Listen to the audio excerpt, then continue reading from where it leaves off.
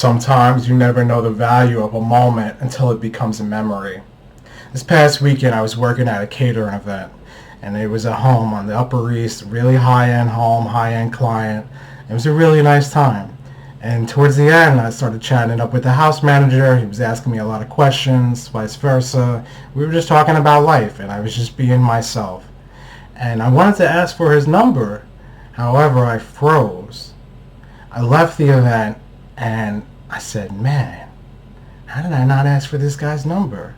I have no idea what this guy does, but I mean, look at all this beautiful home, this value, like this guy travels everywhere. I want that. But I didn't ask. And I rather live with rejection rather than regret. I know this. However, what kept me in that moment? Why did I freeze? And when I think about it, I think of fear of rejection. I think of low self-esteem. I mean, why would he want me? What do I have to offer? Because I don't have enough education. I don't have enough money. How would I have been able to help? A lot of negative self-talk there. And I talk about this because I want to inspire and spark the brain for you to think, when was the last time you were around somebody who you really wanted to talk to, but you just froze for whatever moment? I mean, I think there's so many opportunities in life where we're around greatness and we don't realize until after the fact, and we tell ourselves, if only I could have, would have, should have. The other aspect to this is, I mean, I was talking about it with a friend, and he said, well, what if even you did exchange numbers? Like, what were you looking for?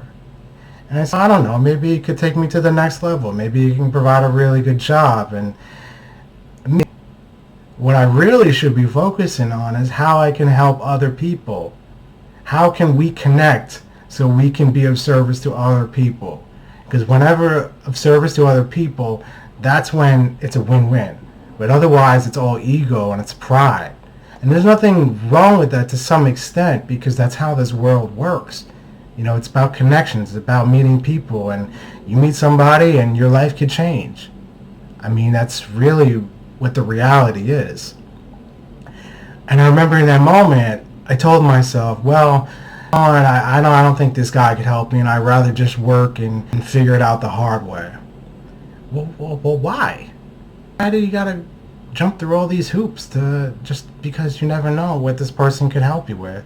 And as I said, it doesn't mean that he could have even helped me. I have no idea. But the thought of could he, would he, should he, that's what eats at me. It's because I know that I should have said something, but I didn't. And now I'm thinking of all the hypotheticals. You know, as I think about this, I think about where I'm at in my life and if I'm on the right path. And I think I'm taking all the steps I'm taking the right steps. Put one foot in front of the other. I'm focusing on mental health. I'm learning that I would like to help, if possible, more teens and adolescents understand their mental health. And if I could help them understand that they don't have to go through everything that I had to go through by focusing on their mental health. I'm really looking for ways to be of maximum service, because the question comes, well, how can you help people if they don't want to help themselves? And I think that there's two sides to this. No matter what, there's going to be that person who doesn't want to help themselves. It's about being of hope, about being an example and showing that it's possible. Not everybody's going to get it. Not everybody's going to want it. And that's the key, is that's what separates successful people and non-successful people. I'm willing to put in the work. I feel like sometimes I work harder and not smarter. And I say this because I feel like some of you can relate to this as well. I'm being honest. If I use my resources, I know a lot of people who could point me in the right direction. And what I'm going to do, and my friend suggested this as well, is to build a website, put my book on it, write a little bio, go around, connect with people, tell them what I want, and ask how can I get there. And in that process, come up with a step-by-step. Because that's what really this is about. It's just following steps. Taking action is the next part. But if we just kind of go through life hoping that something works, or just, almost like this situation, like wishing that I would connect with someone and they would take me to the next level, I'm bypassing. I'm just skipping all those steps, those character building steps. There's two sides of this. And I'm so grateful that I'm able to see the silver lining and just have humility by talking about this, because if I don't talk about it, I carry it deep. I know myself. And the gratitude that I have to say that I know myself and that I know that I have to talk about this.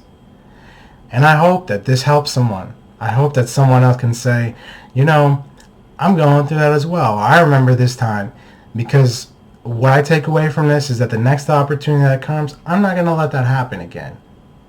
Because I'd rather live with rejection rather than regret. What do I have to lose? Less fear, more faith. It's just the bottom line. It's less fear, more faith. Positive mantras, affirmations, prayer. Take a deep breath.